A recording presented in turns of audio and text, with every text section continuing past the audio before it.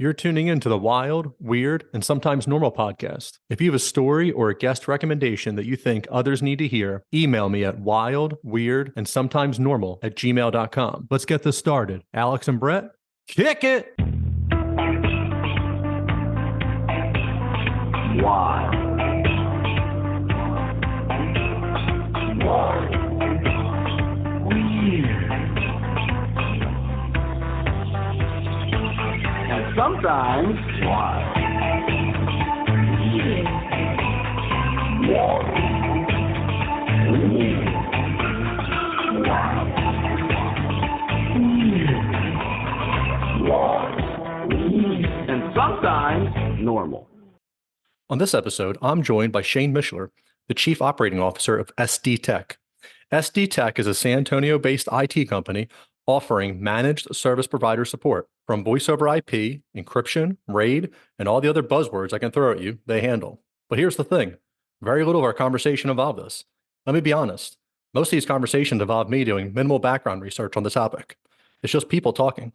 You've heard me stumble around talking to musicians and entrepreneurs. I know the wild and weird stuff in and out. The normal stuff is giving the guest room to cook and see where it goes. And boy, does this one go, because Shane loves the high strange. We discuss the Miami Mall aliens, cryptids, interdimensional beings, the Mandela effect, and more. But because we're well-rounded individuals, we cover the abilities of SD Tech and how they've grown their business to include a franchise model. Truly a fun conversation, and I'm happy Shane was glad to take the ride. Give Shane a follow and let him know you heard him on Wild and Weird. Enjoy the show. Are you looking to buy a home in New Jersey, escape the city and move to the suburbs? Finally purchase that vacation home on the lake or down the shore? Maybe you're one of the lucky ones who are retiring and moving out of state. If so, let me help you. Keller Williams and the Real Estate Professional Group have what you need to make your goals come true. Reach out and have a conversation with someone who will put you first. Contact Brian McCoach at 856-321-1212 or email brianmccoach@kw.com. Are you looking for CBD for your pet? My friends at Pure Pet Wellness have what you need. They use the highest quality ingredients. While other companies may use synthetic oils in their CBD, Pure Pet Wellness uses organic ingredients, organically grown hemp, organic coconut oil, organic shea butter, organic beeswax, and that's just to name a few. A family-owned and operated company that also offers fast shipping. Go to purepetwellness.com for all your pet's CBD needs and use the discount code WILD and WEIRD at checkout. That's WILD, A-N-D, WEIRD. Treat your animal right. Go to purepetwellness.com. Welcome to another episode of Wild, Weird, and Sometimes Normal. I'm your host, Brian, and today my guest is Shane Mishler. He's the Chief Operating Officer of SD Tech. Welcome, Shane. Thank you so much for having me, Brian. How are you doing? I'm doing great, man. Thanks for coming on. So you're in San Antonio. You're in Wemby country, Victor Wembyano, huh? I am. He's been a fantastic addition to the team, even if it doesn't look like it so far. Slow and steady. DeJounte Murray, you guys traded him to the Hawks. Seemed like a bad idea at the time. It seemed like you could have competed a little more in the West. I think you're like 5-20 or something like right now, and like not great. Yeah, not great. But then there's rumors that Murray's coming back. So you guys traded all this stuff. Like, I guess you got like a war chest for him, but you have to give it back up to get him back. I've heard a lot of rumors. What I can say I know for sure, Brian, is I know that building a fresh team is challenging. And oftentimes the people of your city, your fans, your investors, whomever it is, doesn't really like to wait around to see what kind of magic you're trying to make happen. But I haven't lost confidence. I think that next season we're going to see some amazing things from the team. I am in New Jersey. I'm 11 miles from Philadelphia. So we're the whole process era. And until we win a championship, we are still in the process era. So I understand about this whole being patient that does not exist. And, we demand more. But it gets very old when your team is, now they have the play-in tournament. But if your team's always at like 8th, 9th, 10th seed and you're in the play-in, then you get bumped in the first round. You're like, hey, guys, we got in the playoffs. Like, man, that does not count to go play the number 1 seed and get smoked. Exactly. Yeah. So I've seen a couple games with Wemby, man. That guy is phenomenal. Is he like 7'6", 7'8"? His wingspan's enormous. Yeah, he does a pump fake in the 3-point line and then just his regular 2 steps and he's dunking. I'm like, my God, that's such like a cheat code. So, it's interesting. You bring up Spurs, and I think that the majority of anybody from around the U.S. is going to be familiar with them. And for me, being from New Jersey, one of my favorite comedians and directors is Kevin Smith, and I immediately totally different genre, not sports related, and that's what I immediately think of when I think of New Jersey. Kevin Smith's great, man. He's a treasure. He is. Yeah, he's great. I love listening to him if he's ever on Rogan or any of his podcasts. I know he does his own thing. He has his comic book show that he had going on, but just such a different mind going on. Very So different and very weird. I swear we'll get to SD Tech, but I saw interview a bunch of different people, entrepreneurs, musicians, filmmakers, people who see Bigfoot and UFOs. Like, I love it all. I'm here for it all. That's awesome. So Kevin Smith, independent. Well, he started off as like independent director with the original Clerks. And I think the first Clerks cost, I remember hearing, and some of them are doing low budget. And like the one guy's movie I watched, Edwin, it was really good, but it's because it's all digital, it's so much cheaper. And he's like, oh, like we was like $5,000. And I'm like, how did you guys make this look so much better than Kevin Smith's for 80 grand? He's like, oh, it's just digital. I have to carry around films. We're not doing all this stuff. It's crazy. Yeah, that's one of the interesting things that technology has done for us over the years. Growing up, I've always been really big into music. I've been a musician off and on. I don't really claim that status anymore, but I've been a musician off and on, and I've been into filmmaking, lower end, super just hobbyist more recently. And looking back in the 90s when I was growing up, in order to make it in music, you had to have money. Everything was so expensive. Instruments were expensive. Studio was expensive. Getting your music out, published, put into the viewers or listeners' hands, it was expensive. And now, thanks to technology, you can, on the budget of like under $1,000, sit in front of a computer and express yourself in ways that you were never able to do a couple of decades ago. And the same is true for the film industry. It's amazing. It's great. There's content for everybody. Like, some people really like that polished stuff. Right now, a lot of stuff getting pushed out is like the superheroes. You're seeing some of the stuff changing and coming back, but maybe you just like that, that B horror or whatever it is. And it is so much easier for people to produce things and not have to invest their life savings. And high school and college kids, and your iPhone 50 that you have, that camera is so much better than anything that was being used 10 years ago by most. So true. It's so crazy. True.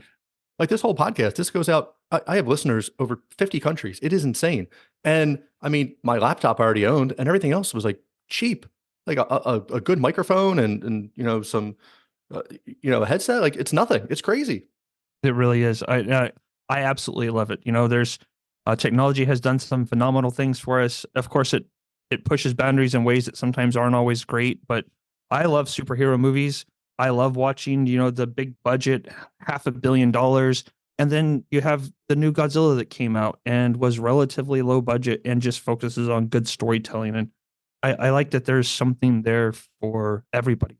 It's just a matter of what you choose to invest your time in and what makes you happy. And yeah, but I'm really grateful for the era we live in. I think it's great. We're supposed to be living in the Jetsons era right now. This is supposed to be like the flying cars and all this stuff. And that hasn't come. But like, how we can get information. One, I think we're just like overloaded on information too much. Like, I'm on Twitter and I'm just seeing news from every corner of the world. And it's like, do I need to see all of this? And yet I'm like, oh, I need more. Like, there's UFO drops. There's, there's technology stuff coming out. There's all this stuff. There's Miami. It is so cool. Oh, Miami. Oh, man. Oh. We want to get crazy, man. Let's go. Yeah. So do you like aliens, I guess, right? I do. I like everything that's interesting, which is why just the title of your podcast alone grabbed me, because anything that makes me go, oh, I wonder what's actually going on there, or to whatever degree I'm interested. I want to know more about it. I want to feel something. It's 2024 and I would preferably not feel bad. So if it's anything that doesn't make me feel bad, I'm all in. Awesome. All right. Miami, what happened? What do you think happened? This was so January 1st, January 2nd, the days are a little mixed depending on the police reports. This is the Biscayne Bay Mall, a 2-level outdoor mall that's huge, and 300 cop cars show up to this mall. The mainstream narrative is there was kids fighting with sticks and fireworks. And they were shooting fireworks off inside.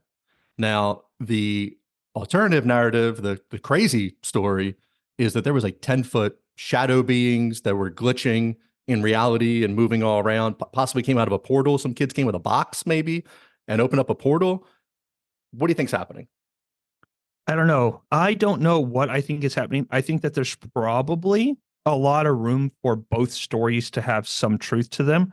What I think is really interesting is when you tell me that there's a group of 10 kids, but between 10 to 50 kids, and nobody had their phones out and recording the nonsense that was going on. How have we not seen footage from inside? And you were mentioning earlier how cell phones have great cameras, but teenagers are typically somebody's recording something once it starts popping off, World Star, just anything. And why do we have no footage? It's kind of weird. Yeah, they showed a little bit of a fight. Maybe it was like 10 kids. And then there's people saying that's old footage that they're showing, that wasn't Yep. happening at that time. But there's always multiple camera angles of everything. And when kids are going to the mall, especially they're being mischievous and they put it out on whatever socials are, hey, meet me up at the Biscayne Mall. You're going to have like competing groups showing up. So they're always filming, waiting for something to happen. Like World Star, as you're saying. And to have zero of that, it's just crazy. So the last bit of craziness with us is that the coordinates for Miami, if you reverse I don't have the numbers on me. If you reverse the beginning, it's actually Antarctica. Yep. So like the northern, the longitude and latitude, if you reverse one of them, it ends up being in Antarctica. So like, did they open a portal? Like, did they go through the wrong door? Did they mean to go? Because Antarctica is a crazy place too. I don't know how deep It you get into is. this stuff, but And parts of the where those coordinates actually take you to is apparently a place that's off limits, no fly zone. It's a little nuts. interesting. Yeah. Yep. Oh man, I love it. So do I think there's, and the hard part is too, you're seeing people on Twitter, on TikTok, or whatever it is coming out. Like, I was there. Like one guy was from Jersey. He's like, oh, me and my girl were down there for New Year's. And like, we went to the mall. Like maybe people do that. Like if I traveled somewhere and like, hey, babe, let's go to the mall and go walk around and go see the outdoor Foot Locker. Like this guy, maybe that's what he was doing. Hey, Miami's super expensive. Maybe he got there. He's like, shit, we can't do any of this stuff. Let's go walk around the outdoor mall. But like some of them seem pretty credible. One guy like backtracked that he said it. But some of the stories coming out, you kind of get a feel for the BS meter on some of them. The one guy was talking about his like nephew was autistic and he was like, using like his safe word when he sees like dangerous stuff. And like you have to be like a really bad human being to bring that. Hey, yeah, me and my girl are here and you're lying. Like, okay, whatever, man, you're making up a story. Whatever. Like, hey, I'm with my autistic nephew and we're here and we're like, okay, like That's a little bit right. Like Yep. that's definitely sociopathic if you're making that up. But I don't know. Yeah. The more I swear we'll get to SD Tech. I promise you. I'm all right with this. Yeah. I've loved aliens ever since like I was a kid. I just loved all the stuff. My dad would talk about Close Encounters of the Third Kind at the dinner table, would show it to us. The movie Alien and Aliens with Sigourney Weaver, like all that stuff. The more we're getting like closer, and I've always thought they were real. Like I've never like once doubted that they were not real. But David Grush is coming out. He just had this private dinner with like 50 people in some Brooklyn penthouse with I think it's the founder of Coinbase and his lawyer friend. So it was all these bigwigs were there, and he was doing, so he's on these congressional hearings. Like, oh, I can't talk about it. Well, at this private dinner, somebody reported, took pictures. He's talking about, so the non-human intelligence is gray aliens, the typical gray alien, and the U.S. has a 40-foot UFO that when you step inside of it, it's the size of a football field inside of there. It's like the TARDIS from whatever that movie is with the TV show. I don't know, whatever that TV show is. You step in there and it's like a pocket dimension. That's crazy. Oh, are you back? I am back. It was great. You just had a dead look on me, and I was like, Yeah. either you're just so shocked into the story that you couldn't say anything, or you're like, what the hell is this guy talking about? So the 40-foot UFO, this, and said you could step in, it's the size of a football field. So it's like this little pocket dimension that he has, that apparently these UFOs have. And right, like the TARDIS from Doctor Who. Doctor Who, right? Doctor Who. The more I hear this, like the more like uneasy I get about it, as we're coming closer to like true disclosure, like true truth. It's crazy. It really is, and being centered in technology. I know you keep saying we'll get to SD Tech. I am in no rush. Being centered in technology is my profession, but technology also pushes all of my major hobbies. So in my downtime, I'm typically playing video games. I stream a little bit here and there. I enjoy podcasts, music, and even art is furthered by technology. But when we talk about movies, science fiction is anything that's at least around science fiction is one of my favorite areas to be in. And science fiction pushes technology, and technology helps to further science fiction. I think that, everything is just so deeply ingrained in each other. And there's so much technology that we have access to. And there's been such a massive boom over the last couple of decades where it's hard to remember where it was we were 20 years ago, because I can't imagine going back. And then, you have movies where it's like, oh, well, the reason that the new iPhone came out is because of reverse engineering alien technology. And it's like, maybe that's not so far from the truth. We have a lot of reports coming out from various areas, and whether it's the truth or not, I'm grateful for the ideas that we have and where it takes us. Yeah, some of the stories that come out. So Close Encounters of the Third Kind, Steven Spielberg movie. And like the story is that like the US military was helping him make this movie as like a soft disclosure. They were feeding him things, and he was privy to, videos or reports that the main person wasn't. And this is kind of that soft disclosure they seeded in there. And so it kind of makes you think, it's like, is art imitating life, or is life imitating art? And then it's like this fine blend of, you forget which one kind of came first. And then if science fiction's making it up, is it really just somebody telling them like, hey, like I work on this project and like we have this. Yep. And so it's like, that's a great idea. I'll make a movie into that. Yep. And then it slowly introduces it to us, and then we get a little bit more accustomed to it. And then during the middle of COVID, when they're like, hey man, aliens are real, and we're like, oh, okay, can we go back outside though? Yeah. That answer was no. Yeah. Yeah, no. Yeah. Yeah. Please abduct me. Yeah. As long as you don't have COVID on your planet, please abduct me and take me there. I'd love some fresh air. So you guys are in the free state of Texas over there. Your lockdowns weren't terrible over there, right? No, it wasn't terrible. It wasn't great. Our company, the majority of all of our employees worked from home. I guess it was different. I wasn't anywhere else during that time, so I don't know how much more severe our lockdowns really were. But for the most part, I think everybody worked from home. I still stayed out and about a little bit because I came into my office just to get away from the house with nobody else. And I can tell you that there was no traffic for nearly a year and a half, and that was amazing. That's the one thing that I do miss. I miss low interest rates. That was great for homes. That was amazing. And I do miss the times I had to go in the office, and I'm like, oh, my hour commute's like 30 minutes and like no one's here. It's like kind of like driving around like the Mad Max or, the Walking Dead type thing. Like nobody's out here. Yeah. I was like, oh, I could get used to this, I guess. Yeah. Yeah. So, New Jersey, I guess they're a little strict on some of the things they had. And, a lot of people did outdoor dining. So it kind of helped that it was in the spring as it was happening. So I do a little bit of real estate in New Jersey. I do that on the side. Nice. In between my podcast, my regular job, and, writing children's books. I got a million things going on over here. But people are coming from New York that they're just saying like, we just live in an apartment building. We weren't allowed outside, like onto the street. Like our kids can't go play in the park. They closed the park off. You can't go do this. So trying to get a small piece of land, in New Jersey was just, like I guess a godsend or something for them. Yeah, I guess in that aspect, just being anywhere in Texas would be so vastly different. My in-laws live where their nearest neighbor is a good distance from them, and I mean probably, I don't know, a couple of acres away. So some of us are pretty used to isolation already. Year and a half later, like, oh, there was a lockdown. I'm sorry. Yeah. Tended to my land and doing my thing. Thought that guy was just sick at the store when I saw the mask on. Yeah. Just said hi to him. Yeah. That's funny. Let's loop into SD Tech. We'll see how long we can keep this train on the rails and before we jump off to something else. Okay. Great. Give me some background. What's happening over there? So SD Tech, we are a MSP. Does that mean anything to you? No, probably not, right? Nope, so I started with SD Tech a little over 4.5 years ago.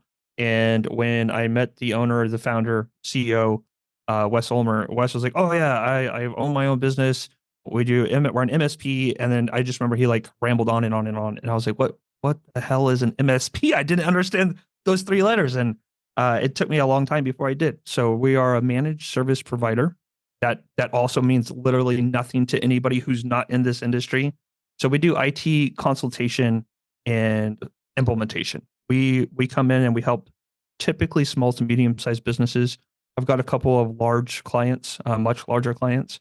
But anybody who needs assistance with technology, which just to be clear, is damn near everybody needs help with technology. But if you need help with technology, but you haven't reached a point where you want to invest in your own internal help desk or IT team, it needs to be outsourced. And so a company like ours, we come in, we do consultation, and then we assist with identifying what technology is going to best support your business and your end clients. And then we make recommendations and we help piece it all together and support it afterwards. That's a little bit about us.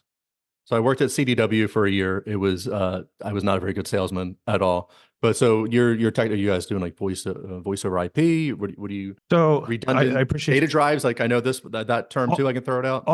all of it actually. So for some of our smaller clients, the main things that we offer is recommendations on what type of a computer, or laptop, or tablet to buy, and then we go through the setup process with them, and then we provide support on that afterwards. For our more inclusive clients, we handle networking, putting together their actual network infrastructure, going from the hardware, so the routers, modems, switches, multiple setups, the data cabling.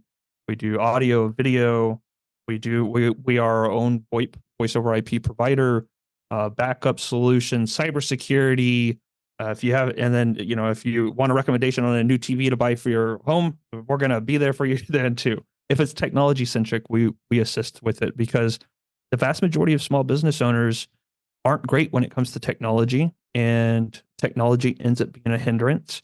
And so we want to come in and help them do what they do best, which is make money. And if we can take the technology off their plate and then make technology work for them, then it's a win-win scenario. Is your clientele just the San Antonio area, or are you nationwide? No, so we are based out of San Antonio. We were founded in 2000, and the majority of our business is actually not in San Antonio. We cover from the West Coast to the East Coast. I have 11 clients that are in Canada, so technically international. We're looking to expand that slowly. And a little over 2 years ago, we began franchising our model. About a year ago, we became a franchisor. 6 months ago, we onboarded our first franchisee. So he's actually close to home, so that way we can get everything up and running nice and smooth for him. But yeah, I have clients who I have 4 clients in New Jersey actually. Nice. Okay. A nice little brand called Massage Heights. It's a day spa and massage therapy, and yeah, they're fantastic. Cool. So do you do on-site visits, or is this just all remote and through Teams? Are you going physically to the location setting up? So when we are involved in a build out, meaning that we're involved, in the construction phase of the building, we will deploy our team from San Antonio to go out to wherever it is, and we deploy all of the technology over a couple of days, a week, 2 weeks, just depending on the size of the project. And we make sure the foundation is laid in-house. And then from there, we support remotely. So all of that support is done from San Antonio. Occasionally, when things go really wrong and we have to actually get back out on site, we have some of our team members who fly out across the U.S. on I would say, fairly regular basis. Reality is it's a couple times a year outside of construction. What's a common technology mistake that a business makes that, like, so in basketball, like my son plays, he's playing travel basketball and I'm trying to help him get where he's at. So he still dribbles his head down a little bit and goes into the corner. I'm like, oh, dribble in the corner to go to die. And he's staring at me. I'm like, that's a horrible place. What is the equivalent for like a business and their technology? Like, what if they're not having something, they're not being protected, if they're not doing that under their firewall, whatever it might be, like what's the main thing that they're missing, you say? So I would say that the majority of people who aren't familiar with technology are going to believe that their biggest mistakes is not having enough security or not managing their network, or they start using words that they're not familiar with. But the reality is the most common mistake is overspending on the wrong technology. So last weekend, my friend Wes, our CEO, his son just turned 18, and about 3 months ago, maybe a little bit longer, he started his own YouTube channel, and he's doing some video game content, and it's been going pretty well. He's got a couple of thousand subscribers. Around that same time, he also got his very first job. He's working at a McDonald's, and he's saving up some money to buy a car. So Wes was telling me last weekend, he asked his son, hey, how much money do you have saved up for the car? And of course, as a good father, he has access to his son's bank account, and he knew that he did recently have about $2,000 saved up. So when he asked his son became very sheepish and was like, "Oh, I'm not really sure." And he's like, "How do you not know how much money you have saved up, man? Just how much is it?" And he's like, "Well, it's not a lot." He was like, "Why? What happened?" Like, well, he's like, "Didn't you have right around 2,000?" He's like, "Yeah." What happened?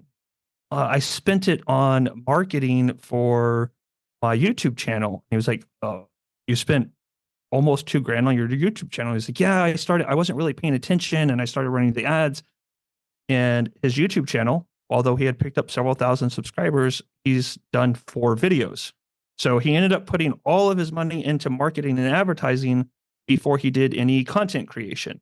And that same thing is what I see the majority of small business owners do.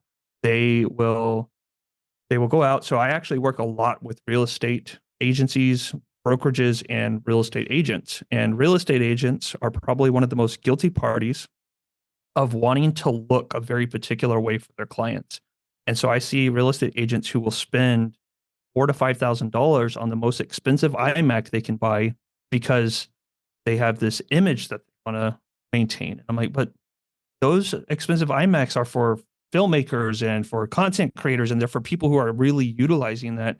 You could have bought a very nice high-end iPad that you're actually going to use with you when you're on location and showing people houses, and then reallocated that money back into, I don't know, maybe marketing and advertising. So it's just really coming in and helping them make better business decisions is the most common mistake. Of course, everything else you mentioned too, we see a variety of people who don't have the necessities in place. But number one, overspending because you don't know enough about what it is you're doing. This is like the financial advisor of IT that you come in, you're like, well, I appreciate what you're doing, but and then But you like give them the hard truth. yeah, I mean, sometimes that's what we really need. I know that whenever I first started putting together, I ran a podcast for a couple of years, and when I first put my podcast together, I went out and I got a Go XLR, and I don't know if you're familiar with that, but it's like a $600 piece of software interface for your mics and the outputs and inputs. And then I bought a $450 mic and a $100 mic stand, and I went so overkill. And I was like, man, I could have absolutely used that money in a better way. And it's because it was my first podcast, and I should have reached out to one of my friends who I know have done them and asked them for what would have been better recommendations. What was your podcast about? So it was me and a buddy of mine. We streamed together on Twitch and we played FPS video games, and we wanted to give our audience an opportunity to get to know who we were outside of gaming. So it was still a little bit video game centric, but we also talked about technology and what we did for our full-time jobs. He is a DJ and does wedding DJs and construction. And then I work in IT and the MSP space. And then so we met with people from our various industries. We had musicians on, we had DJs on, content creators. We met with a couple of video game developers and then some app developers. Yeah, it was fun. So just to give people an opportunity to know more about who we are outside of that one little slice of pie that they had visibility to. When you were telling the story about your coworker and his son, and I was waiting for you to say that he was making a ton of money on YouTube. He's like, he's just making dumb videos and making more money than he ever would at McDonald's. And he doesn't see why he has to work a real job. I'm like, well, yeah, that's kind of nowadays, right? Honestly, at some point, I think that he will get there. The content that he's working towards is really good, and it's in demand right now. I'm not familiar with it. It's in retro gaming, but not retro. It's modern pixelized gaming. But the kid's got a knack for it. And the fact that he was willing to spend all of his money, hard-earned money, to go into advertising to push that channel, I'm like, that's kudos to you. I would have rather it done slightly different. But when you have that drive and ambition as a young entrepreneur, at some point you're going to find success. Yeah, but so I'll cross post these podcasts all over the place. They're on their Twitter, their Facebook, their Instagram, like everywhere I can put it out to. And whenever you put anything on Facebook, I'll find a group. So, we talked about the Miami aliens. Maybe I'll put this in an alien group. and hey, we highlighted this. And you'll have so many people like, hey, do you need help advertising your podcast? And you just get hit up in like, your private messages on it. And all these people, oh, I can get you natural subscribers. I can do this. Like, just give me $1,000. Like, what are you talking about? Like, I'm going to give, like, how about $0? Give me 10 followers and I'll give you some money. But like, just give me, what do you mean? It's just $1,000. What are you talking about? Oh God. So good for, your friend's son and him turning that into several thousand people. I have to have him on the podcast and pick his brain on how to do this. But it's such a interesting industry, this whole, I guess anything content creating like this, who's digesting it? How do you get out there to different people? At what point does like the word of mouth like spread like wildfire? It's just very, very interesting. It really is. I mean, I think it's similar to a lot of other things, but it's just about grabbing the right person's attention and then keeping them involved. And then one person tells another person and it starts to spread. And some of them do really well. And then some of them don't. Some that are really great quality with interesting topics go nowhere. And then you have some of the ones that are in the top 10 that I'm like, how did this ever happen? One of my buddies, his friend, runs a college football podcast, and he's been affiliated with ESPN, Bill Simmons, The Ringer. So I got hold of his ear for a little bit, and just trying to learn whatever nuggets I can get from any type of lesson. And he's like, "Oh, how many people are listening?" This one was in the very beginning, so I gave him the number, and it wasn't a great number. And he's like, "Dude, that's like really good." He's like, most people, like, nobody listens to anything. He's like, "I have a buddy who is trying to get a government grant to pay for his podcast, and it is $100,000. He's in the final stages. He's like, his numbers are lower than yours." I was like, "This is crazy." Yeah. I was like, but it's like the what was the website you had to click through and you like whatever, and it would be like, hey, the top 10 foods, and like each page was a different view for them. So like, oh, we have 10 million views. It's like, actually, you had people go through 50 pages. That's not really unique views each time. Same. No, yeah, it doesn't count. You're cheating. So you mentioned growing up in the 90s, right? You're a kid in the 90s. How did you get into, I guess kind of grew up with computers, but what made you go this route? What were you doing as a kid growing up? So I actually didn't grow up with computers. So I grew up, there's nice ways to say it. I grew up really poor. I'm the oldest of 8 kids. My mom was a single mother for the vast majority of that. She was working 2 to 3 part-time jobs. And I'm the oldest. My youngest brother and sister, twins, are only 12 years younger than I am. So when I was 15, there were 9 to 10 people in my house at all times. Food, that was a struggle at times. So a computer was a no-go until I was about 16. And then we got, I don't even know where it came from, a hand-me-down computer from somebody.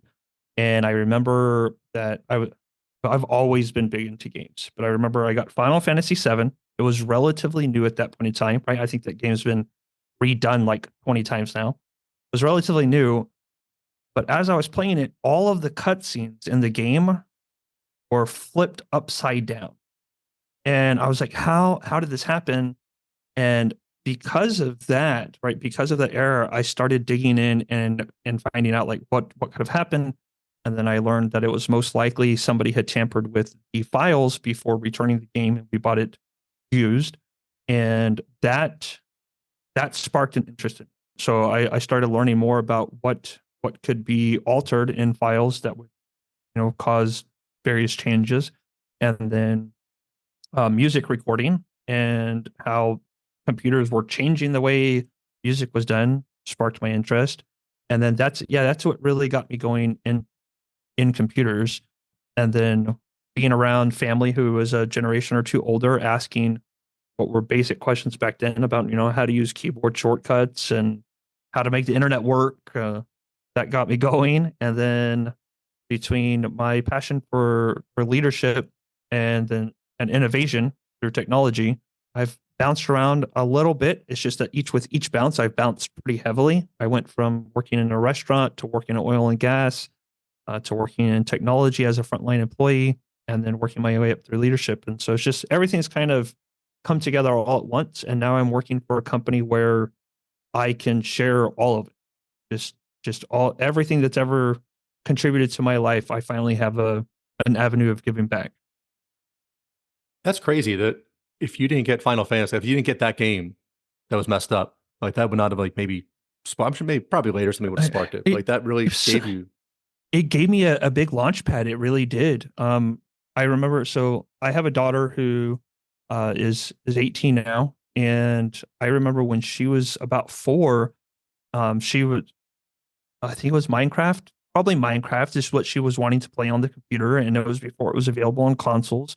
And so I made her go through the installation process with me and started teaching her about how to use File Explorer. And I realized when that was happening, the reason I was doing it is because of my experience with things not working right with Final Fantasy VII. Yeah. So I probably would have come around eventually, but it was definitely the launch pad. And when you started telling your story and you're like, oh, and I want to know like how you get the files for things, I thought we were going to do like how Shane became a hacker. I was waiting for that No, good story. I'm not that cool. Not at all. But if you were, you probably wouldn't tell us. I'm gonna Yeah, leave that as a man of mystery. You want to probably walk not. around and be like, oh, I'm a hacker here. Not There's anymore. like a Not very since the nondescript 90s. room behind you. You could be like in this giant mansion for all I know. There's just this very nondescript white wall behind you. Who knows what's happening? My daughter loves to say she's playing. She likes to play. I think it's Minecraft, and I can't keep up with the games.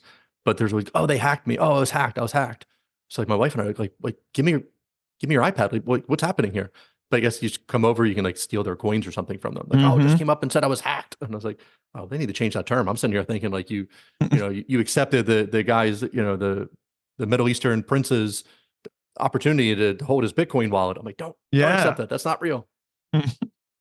No, That's wild. hacking it means something totally different nowadays. I think the vast majority of people, when they say hacking, they just mean fraud. Just somebody pulled a fast one on them and managed to take something that belonged to them. But for me, hacking will always be what we saw from Angelina Jolie way back in the early 2000s with, the binary code and Matrix looking. Hack the That's not world. how it works either. That's what But they were going around and yeah, yep, it was Skeeter or whatever. I forget the guy's name. Ended up in Scream, right? And yep, that was a good movie, man. That was a good movie. They were ahead of their time. they were. Now between that and the Sandra Bullock movie, was that like The Web? Like you don't get into. I feel like they don't go down that road too much anymore. And it's like so crazy that you could have, like just the whole thing. So we're talking about your sliding doors. You got Final Fantasy VII, and it was all messed up. And if that didn't happen, like, would you have ended up in your life or not? But isn't it also like kind of weird? Like that's what you're doing. Like, was that like kind of meant that was supposed to happen? Like, Who knows? I would like to actually think so, though. I do. I don't think that we have a predetermined route, but I do think that we have some things that are going to be placeholders for us that we're going to always circle back around to, and we're going to end up at particular points. It's just what we choose to do with them once that does happen. it's like how you're going to complete your level. Like that goal end of level will always be there. But do you always stay on like level 1-1, or do you like, oh man, you can't move on to the next part of it? Yeah, that's interesting. I really find that fascinating because I loved Pump Up the Volume when I was growing up. Christian Slater, and he had his own independent pilot radio thing going on right out of high school. And That's true. like, so now like here I am doing this, and my one friend, we love Pump Up the Volume together. And when I started this, brought up, they were like, dude, this is what you're supposed to do. And I was like, oh man, like, yeah, of course, 30 years later, but like I didn't go for college radio. I didn't go, the point of putting stuff at YouTube 20 years ago was like way beyond me of what I was doing. And I was completely somewhere else, not caring about doing it. And look at you now. And now you're fantastic at it, and you're bringing enjoyment to a lot of people, right? I'm bringing enjoyment to you. So that's all that matters. We're having some fun here. That's the important part. That is the important part. Yeah. Let's go down the slippery slope again here. So we talked about the sliding doors of reality and, completing a level. Do you think there's any, so like base reality, do you think we're in base reality right now? Or do you think there's a chance that we're some type of either independent simulation or we're just running through the motions? So I absolutely believe that nearly everything is possible. That's been a concept that I've held on to since a child. I wanted to believe in magic and sorcery and the possibility of vampires and all of that stuff. And I understand now, right, as an adult, that a lot of legends started from truth that was just slightly twisted. Somebody saw a shadow in a particular way. But I also know that there's a lot that we thought would be impossible, 100 years ago, and is absolutely the reality that we live in today. So now we see a lot of common theories that are coming out saying that maybe we are living in a simulation. You have like the Mandela effect and the way that different people choose to look at those types of things. I just recently have started hearing that apparently the Mandela effect and simulation theories are going hand in hand. And I was like, well, explain that to me. And then it was explaining, I was like, oh, damn, that's actually pretty good. But I still think that there's so much that we don't know about our world that what we may end up finding in another 100 years from now is that some of these ideas weren't that far off, but we didn't have the knowledge of other. I can't put it into words because I don't know what those words are yet, but we didn't have this knowledge yet that opened our eyes up to something that was an entirely possibility. So yeah, I think that it's absolutely possible we're living inside of a simulation. I think it's absolutely possible that we just haven't figured out that everyday life is made up of ones and zeros, and that eventually we're going to find that the simulation and the real life just aren't that far apart. I don't know. Yeah, I like it. So I interviewed this guy, Michael O'Brien, and he wrote a bunch of UFO books and some travel books. And, he's talked to a lot of people. He talked to Travis Walton, who was the fire in the sky guy. He talked to a bunch of people. So, but we are just trying to, just theorize, like about the aliens. He's like, we don't even have the words. He's like, 100 years ago, people didn't have words for like what's happening now. And 1,000 years ago, like imagine trying to talk about just like the Industrial Revolution. Like you cannot even imagine the words that you even need to use to talk about what is happening. Right. And I find that fascinating too. I can't imagine going back 1,000 years ago and trying to explain to a normal person what the hell the internet is, and how it is that a guy from Texas and New Jersey are going to be able to coexist in this space that we're in right now and having a conversation, and they're going to go, what the hell is San Antonio and New Jersey? Like we just have no idea. And for me, when I think of things that are theoretical possibilities, aliens isn't one of those anymore. Like to me, that's not a theory. That's not a possibility. That's when are we just going to accept it as a reality and finally have an opportunity to have more of the information and knowledge? Because I just don't, that's not a possibility. That is just, it's there already. We just are still, only being given a little bit at a time. Right. You don't have to imagine what a butterfly is. You see it. Like, all right, we see Right. the UFOs, we see videos. Some of them are CGI or whatever. But now we've moved on to like, how are they moving around? And is this interdimensional? Right. Like, what does interdimensional even mean? And what kind of things exist in there? It's like a whole mind blown as you try, wrapping your head around, these theories that are way above me. But even the little bits that I can comprehend, I'm like, wow. Like, one, how did anybody even come? We legalized marijuana everywhere. What were you guys smoking to get to this thought of like, no, like a 12-dimensional creature? And this is what, like, I watched a video on Carl Sagan trying to explain a 4-dimensional being and how it would interact with our 3-dimensional reality. I was like, how did you get so smart? And then who's also listening to you, like, with this crazy idea? Like these people are just like, dude, this guy's a genius. Instead of like, I walk by schizophrenic all the time, my regular job, like it's in the city. I don't stop and look at them and think they're geniuses. But it's just interesting. It's pretty fascinating. No, honestly, it's really fascinating. I mean, I think that one of the biggest current theories with aliens is, I can't remember the term that's being used, but there's a big distinction between, is it an Earth alien versus an alien that's of non-Earth origin? And I'm like, that's the fact that we have started to include that in our vocabulary to distinguish the fact that there may have been aliens who have been living amongst us this entire time, whether they're underground or just we don't interact, versus aliens of non-Earth origin. I'm like, okay, when did that start happening, and why are we being so specific? Yeah, that seems very specific for some ideas that were crackpot only about 10 years ago. Now people, they just go right over it. And like, oh, you guys didn't get the memo? Like, no, we're past that. It's okay. There's Earth ones, there's dimensional ones, there's Mars ones. Like, don't worry about it. We'll get you guys caught up. So you talked about the Mandela effect a little bit. Do you have any specific instances that, you find fuzzy or interesting? Shazam. Right, dude. I remember that trailer 100%. Yeah. My brother and I used to rent movies all the time. It started at Blockbuster, and then they were like $3 or whatever, or 2 for $5. And then this place, RX Place, opened up. It was just a drugstore, but it had this little movie thing. They had 99-cent rentals, and we would go, and you could get like 7 movies. We would go on Friday. We would watch everything all the time. And I remember the trailer for Shazam, I was like, dude, I can't wait till this comes out. I cannot wait till this comes out on video. And I get the Shaq one. I know that one came out. That's completely different. Right. It's nuts. Yep. I think that was the very first one. And then the Berenstein Bears, that one I was like, dude, do I still have any of those golden books? Can I go back and find them? But yeah, for sure, there's been a few instances where I'm like, this is definitely not the way I read it.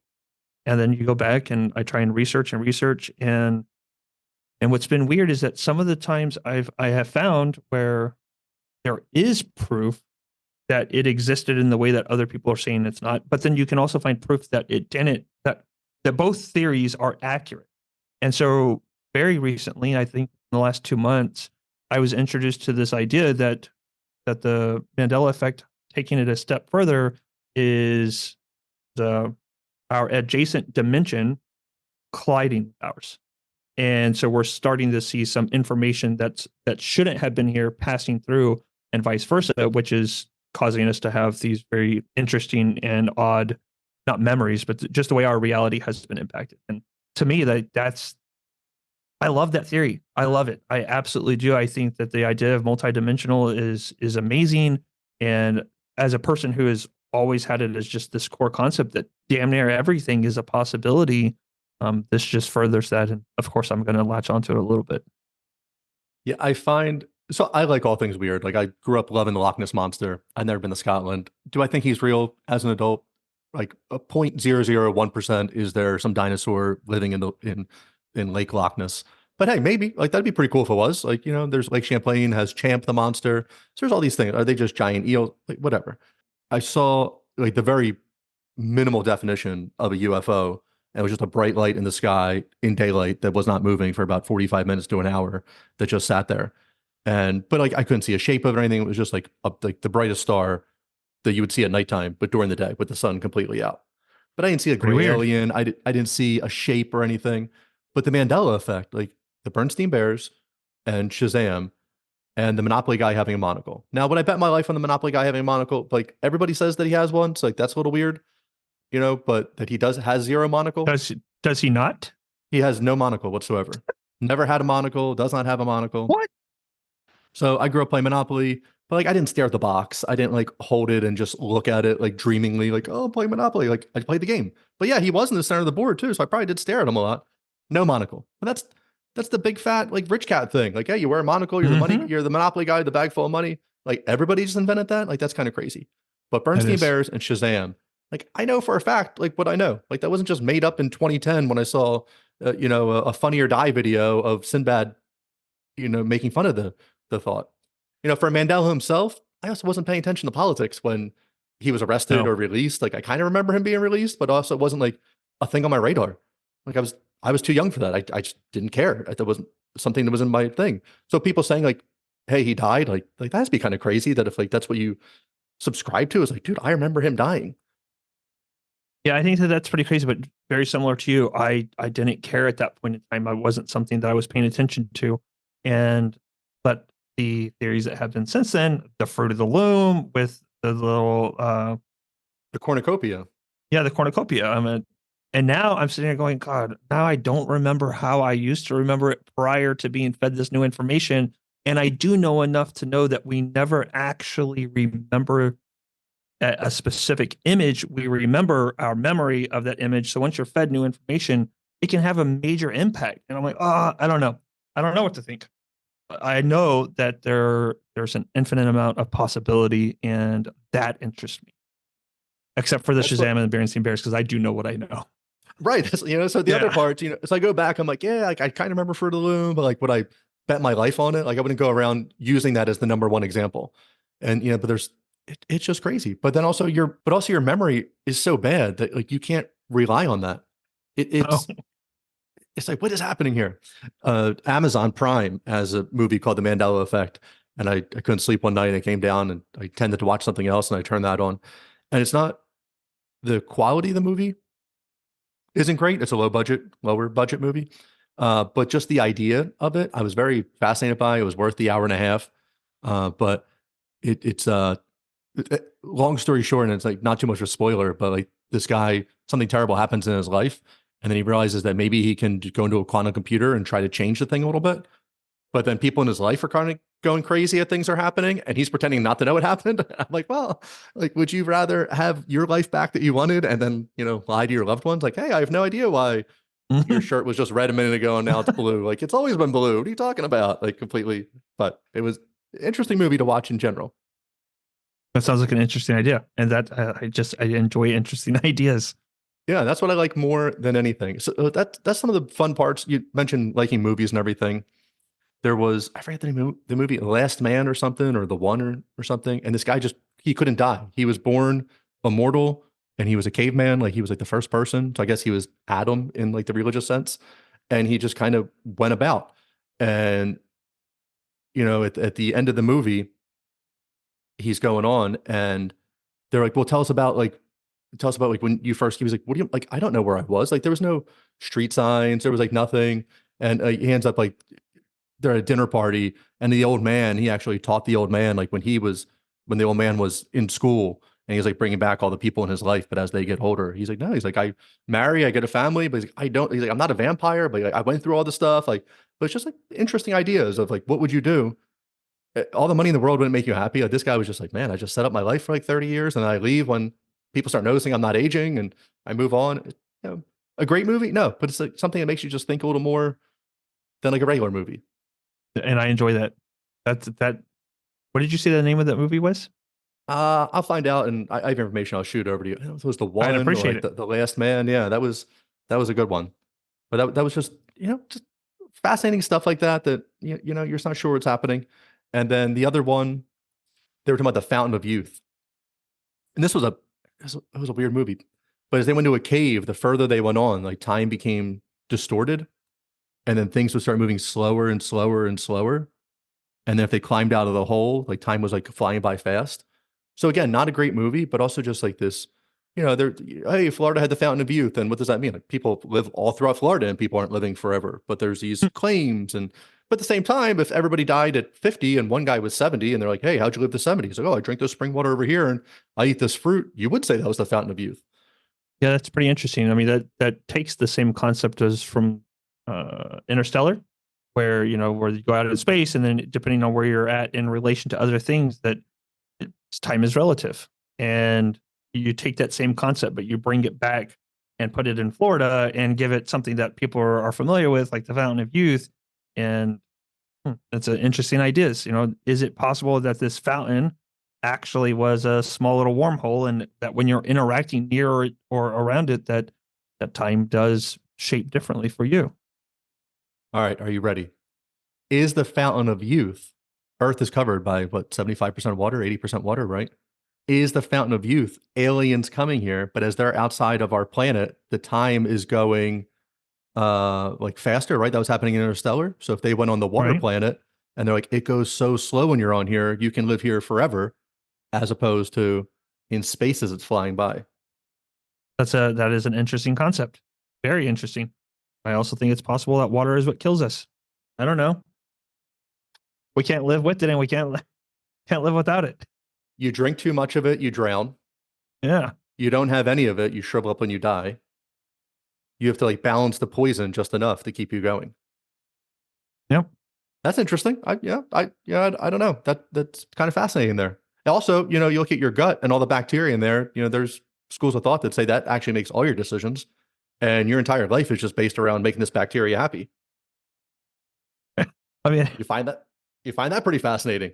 That is fascinating. I know that there's, the other forms of, I don't think it's bacteria, but other microorganisms that have to survive in ants. And then they tell the ant to become a zombie and go to this place so that way it can continue its own life cycle.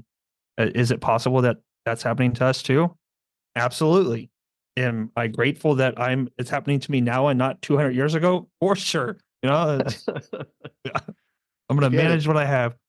Yeah, go hunt down a bear or a deer in the wilderness, and that's the only way you're going to survive. Or, hey, you go hit up the drive-through, and you're like, well, at least if the bacteria is controlling me, I got a good burger out of it, and a craft beer, and not a terrible life. Not the worst. No, that's not it. So we'll slide back to SD Tech. Are you going to tell your boss you were on this? He's going to be like, dude, what are you talking about?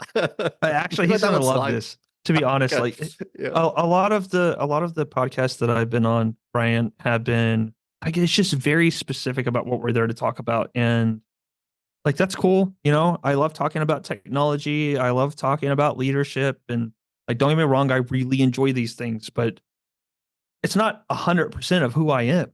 We are that sounds I'm going to still say it sounds weird, but I'm a collective. I'm a collection of everything that's made me who I am. I'm not just the single pane of glass. So no, I absolutely appreciate it, and he will too. That's awesome. That's great. So somebody who wants to get into, either with SD Tech as a franchisee, or if they're just trying to get in the tech field in general, like what's the best way to go about it? Do you have to go to college, or some of these ITT programs you see on during Judge Judy, are any of those real? So a lot of the IT programs are absolutely phenomenal. I, my wife is in IT. She's been in IT for slightly longer than I have been, and she's been through a couple of different like large scale trainings that have assisted her quite a bit. I don't have any college background at all.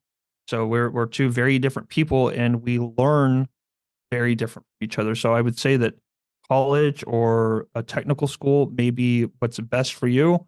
If you are already a step above other people when it comes to technology, you may just need to find some, experience in the field. I oversee our training and development, and I oversee our hiring process. And for me, a person who has certifications or a college degree doesn't necessarily beat somebody out who doesn't. I want to know who they are as an individual, first and foremost. That's the most important thing to me. And then I want to know the knowledge that you've gained, however you've gained it. What are you capable of doing with it? That's important because technology is so fast paced and changes so rapidly. I'm more interested to know your ability to critically think and break down information, and then utilize the information you've broken down and apply it to other areas. Yeah, it varies from person to person. Or if you have an interest in it, my advice to you is the same advice I give to a business owner. Find somebody who can act as a consultant, a mentor. Find somebody that you can pick their brain and take as much information from as possible. And then be kind of annoying. Get out there and start meeting some people. Try and land your first job doing it. And technology is an amazing field. And there's just so many different avenues within technology you can go.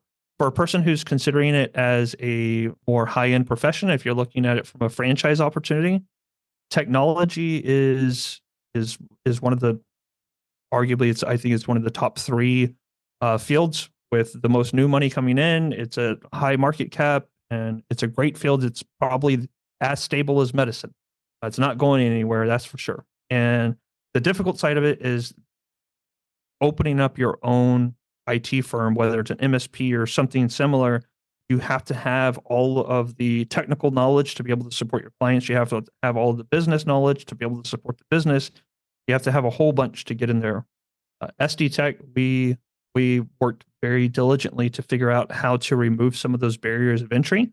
And we have a great concept that makes it to where as long as you have either the technical ability or the business sense, and I primarily am interested in people with the business sense, you don't need the technology background to support it. We take care of that, and you focus on building out a business. So the sales and development side. Yeah. That's awesome. So you're talking about people building a network, but go out and meet people and do that. And forever, it took me to understand like the squeaky wheel really does get the grease. And if you're going to sit there and be a wallflower and just be polite and hope that people are like, oh, that was a nice guy, I'll come back and talk to him. Like if you just get your name out there once, someone's probably not coming back. But if you're politely annoying them, and professionally annoying them, they're going to listen to you at some point. And it's either as like, just give me your final offer of what you're talking about and then leave me alone. But that's more you're going to get as opposed to, hey, I'm Brian. I really like IT, and I'll talk to you. Hey, don't talk to me now. Just go say hi to everyone else and come back and talk to me. It's probably not going to happen for you. So get out there and try to network for you. Network for yourself. Go out there and do that. Great advice. It really is. So you don't have a college degree. your boss now, he was able to see past that, and then you are looking at people who are coming with their degrees and their resumes and everything, and you're not holding that against them. You're looking at them as a whole package. Did you always have people that were this open for you, or was it a bit of a hindrance at times? It's absolutely been a hindrance at times. So I've had 5 jobs, 5 careers, whatever you want to call it. I've worked for 5 different people. My very first job, about 6 weeks in, I got hired on as a dishwasher, Brian, working at this family-owned steakhouse in Pleasanton, which is a small little town south of San Antonio. And I had been working there for about 6 weeks. I'm 18 years old, got long hair. I look really similar to how I do now, actually. And this is it's owned by this cowboy guy. And so you got this long-haired kid going up to this cowboy guy, and I remember telling him, "Hey man, I've been looking over how you're managing the employees for this dishwashing job, and you could eliminate one of your I think it was like 6 people. You could eliminate one of your 6 people and still get the same coverage." And he looked at me, he was like, "What?" And so I explained it again. He said, You mean I can fire one of you?" And then he pointed at me, "And still get the same coverage and we'll be good." And I said, "Yeah." And he was like, "What makes you think that?" And I said, "How about I show you, and then you just give me half of what you were paying that guy on top of what I'm making." And he looked at me, he was like, "What's your name?" And I was like, "Dude, I've been working for you for 6 weeks. How do you not know my name?" He's like, "Until you've been working with me for 6 months, I don't bother to remember it." He gave me an opportunity. I showed him. And then over the course of 5 years, I ended up running every aspect of that restaurant. And it was a phenomenal experience. So then I went and I got into oil and gas, and I worked on an oil rig. They didn't there were no cares about college experience. Everybody was dumb. Didn't matter how smart you were dumb. You were working in the oil field. You were putting your life in danger. But I gained a lot of knowledge in that time too about what I liked and what I didn't like. And I got promoted 3 times over the course of 5 years before I left. And then I went to work for this technology company that's based out of San Antonio as a frontline employee. And I remember when I was first going up for my first promotion for a lead role, and I had 2 of my mentors who were like, "Shane, without a college background, you're not going to go far. Like, there's too many people who it's just going to be a serious roadblock. You're going to run into these issues." And that made me double down. And I was like, I have a lot of life experience, and I'm relatively intelligent. So now I'm going to want to prove myself that much harder. And 2 years later, I was our senior operations manager for that place. And so I've always been very open to people of different backgrounds. Being the oldest of 8 kids, some of my brothers and sisters, they do not need college. They are intelligent. The way they bring in information, the way they're able to apply that information and knowledge to other things, like, they're amazing.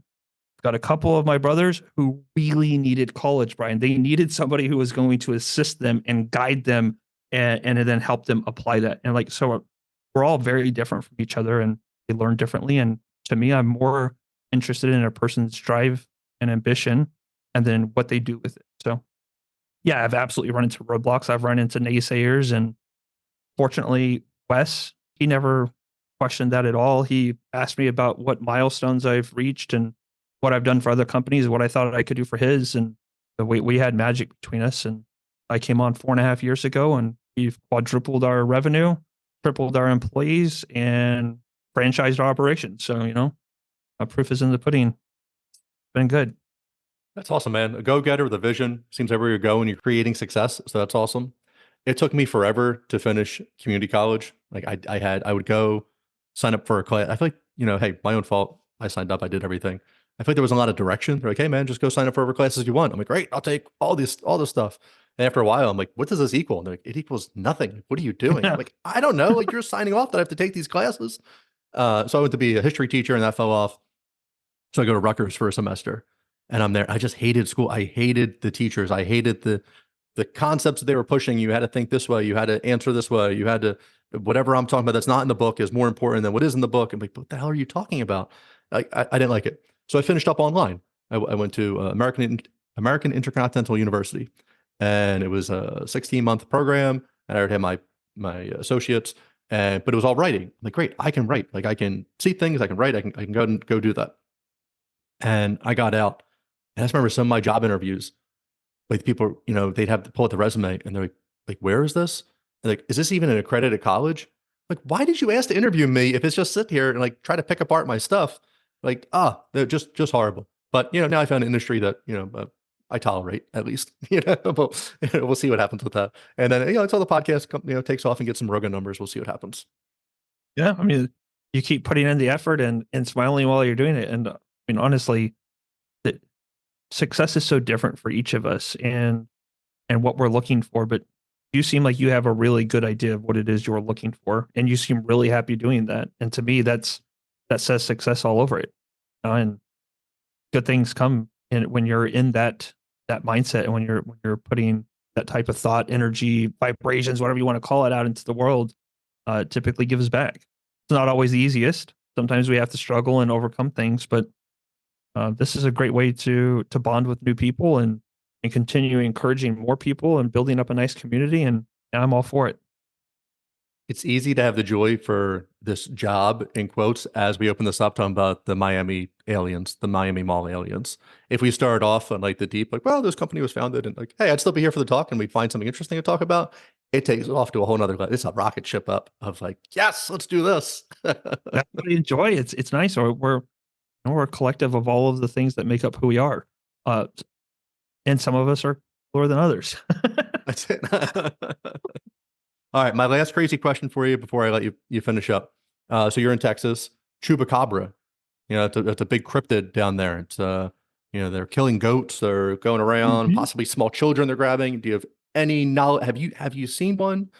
And what do you think about cryptids? I have never seen one. However, I have seen enough odd stuff living out in the country parts of Texas to know that there's good reason for stories like that to have come to fruition. And I know plenty of people who believe that they have seen various things. Now, what I can tell you is that I have seen in the shadows, right? So this is countryside. The house where this happened at, I actually don't think that I don't think we had a neighbor for about half a mile in any direction. So there's very low levels of light pollution, and it was just our house providing light. And I saw a very large, shadowy figure fly down and swoop up a kitten and fly off. And it was too big to be even a large owl. So I can't remember what she is called. Lechusa? I think the Lechusa. And there was these stories, I remember when I was a teenager, about a woman who would turn into, she had the body of an owl and the face of a witch, and she would come down and eat small animals or small children. And I'm like, well, I don't know what I saw happen. Is it possible it was a large owl mixed in with the shadows? Possibly. What I do know is that I was down a kitten. Like that was no longer there, and it was pretty scary, man. It was definitely scary. I am on the doorstep of the Pine Barrens here, so it's Jersey Devil territory. And it's the 13th child of Mrs. Lead. She had it, and the birth was so horrible. She wished it was just let the devil just come out and turns into a devil, and it flies off, has like greasy wings and all these things. So this is 1700s, 1800s, whatever. Not true. I mean, I don't know. Maybe it's true. The Pine Barrens are a crazy place. One guy, I interviewed a guy who goes into the Pine Barrens like a mile from me and sees Bigfoot in there. So I'm like, he's like, I have seen him. So okay, maybe there's something there. But you didn't have streetlights then, you didn't have flashlights. So there's like definitely weird things. I was playing in my old house. I was playing basketball in my driveway with my son, and it's probably a late summer night, maybe like 7:30. So it's getting that like twilight, but you can still see like a little bit. And I mean, it had to be an owl. It wasn't like anything crazy, but like a 2-foot owl landed on my roof and took off, and its body was like, you could see like how heavy its body was. It was like struggling to fly. And I saw the thing laying on the roof. I'm like, what is that? And then I see it fly off, and I'm still just like, what? Like, that's just crazy. Now, this is daylight. I have the internet, so I've seen all the craziest things in the whole world. If this is the 1800s and I have no frame of reference, like that is definitely the Jersey Devil. That is definitely, the Lechusa or something of coming down, especially that swooped, if that owl came down and picked up a small cat or something.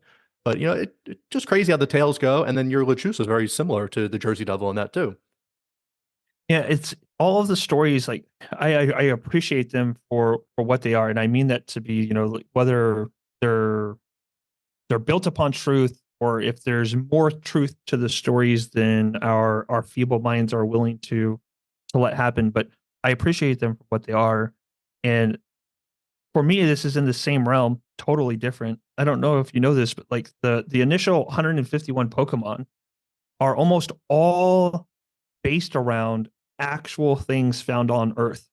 And there I have seen like the what are they called? Voxels. Damn it. There's a really weird looking little lizard guy that when you see actual pictures of it, this is a creature that lives on our Earth. It looks like a Pokemon. It looks like something that somebody took a picture of and was like, this is science fiction. I have 2 sugar gliders. Are you familiar with the sugar glider? No, no idea. Super cute, fit in the palm of your hand. They are native to one rainforest in India and I can't remember. So they can only be found native in 2 very secluded areas of the earth, and They're mammals? super cute. Yeah, they're marsupials actually. Okay. They live to be about 10 to 15 years old. Fit in the palm of your hand. They live in the treetops. They can glide in nature up to like 150 feet. They're really cool. And to all of my friends with young kids, I show them and I tell them it's a Pokemon. And these little kids are like, that is so cool, because there's no reason not to believe it's a Pokemon. It fits inside of a little Pokeball. When you take it out, it like bursts out. They're super energetic. They can fly around. They're really cool. And when we live in our own small little sections of our Earth, and the vast majority of people don't get to travel at all. And when you do travel, oftentimes it's just for business. You're not out experiencing the weird stuff that you can find in Australia or in Northern America. Like we have weird stuff, man. Really, really weird stuff that seems like it is fabled. And it's not super large cats that will come out and eat you if you let them, or, you were mentioning earlier that maybe some of these stories come from large eels. Large eels is weird. Yeah. They get massive like that's weird. So if you were seeing one of those for your first time or 1,000th time, like, that's a really weird thing to see. Yeah, it's a shame that if that weirdness goes away, you're like, oh, that's just the eel, don't worry about it. You're like, dude, that's crazy. I live in a lake community, so there, a little lake we'll go, and there's a beach, we hang out. And we first moved here, and like an eel washed up on the beach, and just like, it's only like, it was like, I don't know, 2.5, 3 feet. I was like, dude, like that's in the lake, like where my kids are swimming. Like that's insane. Like I don't want to go in there for that. So I've not lost the appreciation of the crazy things in my lake. I just try to, pick and choose when I'm going in. Sometimes forget about them. Yeah, I try to. That's funny. All right, let's wrap it up. What do you have for SD Tech? What more can you tell me, or do you want to cover? So I don't really have too much more that I want to cover. If there's been anything that you found interesting and you want to know more about, or for any of your listeners, if they found interesting, whether that be our business to business product services that we provide, or if you're interested in the franchise, you can reach out to me. I really enjoy building new relationships. I like answering questions, and I will share as much as I can without anything being asked in return. So no charges, nothing like that. And you can find us at sd-tech.net. You can reach out to me, Shane Mishler, on LinkedIn.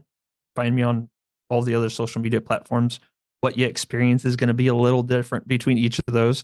But yeah, you could just reach out and ask. And I'm always more than happy to set up some time and discuss things.